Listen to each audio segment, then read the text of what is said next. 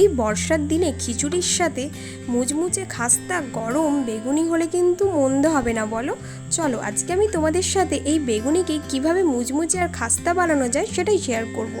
এর জন্য যে যে উপকরণগুলো প্রয়োজন সেগুলো বেসনের সাথে মিশিয়ে নিয়ে এই পুরো মিশ্রণটাকে কিন্তু গুলতে হবে একদম বরফ গোলা ঠান্ডা জলে। তোমরা কিন্তু আমার এই ট্রিক্সটা ইউজ করে দেখতে পারো, আশা করি তোমাদেরও বেগুনিটা একদম মুচমুচে আর খাস্তা হবে। মিশ্রণটি ভালো করে গুলে নেওয়ার পরে আমি যে বেগুনটা কেটে রেখেছিলাম সেই বেগুনে সামান্য পরিমাণ নুন আর হলুদ মিশিয়ে নিয়েছি। তারপর এই বেগুনটাকে ব্যাটারে চুবিয়ে নিয়ে একদম গরম তেলে ভেজে নিলেই হয়ে গেল বেগুনি। আমার বেগুনিটা তো খুব মুচমুচে আর খাস্তা হয়েছিল। আর আমার পরের ভিডিও দেখার জন্য তোমাদেরকে তো আমার চ্যানেলটা সাবস্ক্রাইব করে দিতে হবে, আর কেউ লাইক করে যেতে ভুলো না। টাটা।